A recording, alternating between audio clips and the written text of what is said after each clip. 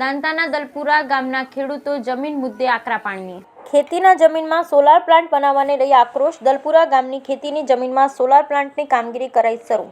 17 acre જમીનમાં બારોબાર થઈ જતા ખેડૂતો આવ્યા મૂંઝવણમાં। 400 ખેડૂતોએ દાંતા મામલતદાર કચેરી પહોંચી કરી રજૂઆત। Bureau report Hitesh Solanki, Dhanera.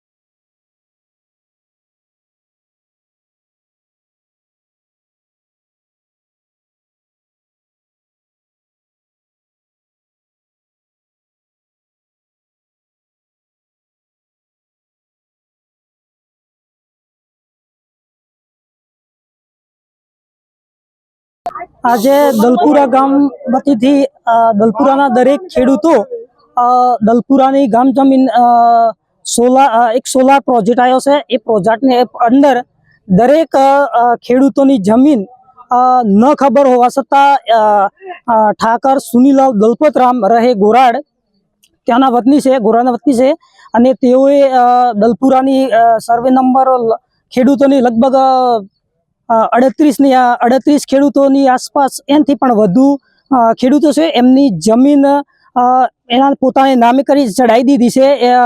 1955 થી માંડી અને આજ સુધી આ લોકોને છેતરપિંડી કરી ગયા છે। એમને છેતરપિંડી જ કરશે। ખરેખર તો પહેલા અમારા દાદા વડદાદાની હતી, બરાબર, અને અત્યારે અમારા દાદા પડદાદાઓ અને છેતરી અને ત્યાં પહેલા પંડિત દીનદયાળની સંસ્થા ચાલતી, દુકાન ચાલતી હતી।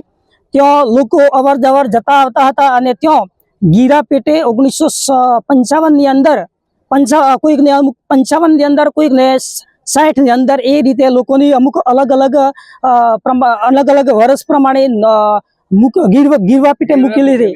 ગીરવે મૂકી અને એ ગીરા પેટે એમને સમય મર્યાદા અનુસંધાને 5 વર્ષ કે 10 વર્ષ અનુસંધાને એ ભાઈએ ઠાકર સુનીલાલ દલપતરામે પોતાને એમને ખાતે ચડાવી નાખી છે। 60-71 એમ આસપાસ 5-10 વર્ષની 15 લોકોને જાણ કર્યા વગર પોતે એમને ખોટી સહીઓ કરી અને એમને લોકોના નામ પરથી બીજા લોકોને નામે એમના નામે ચડાવી દીધી છે, બરાબર। અને એ થયા પછી એ સમયે એ તાલુકા પંચાયતના પ્રમુખ પણ રહી ચૂકેલા છે। એ પણ એનો એક નોંધની અંદર દાખલ કરેલી નોંધની અંદર ઉલ્લેખ છે।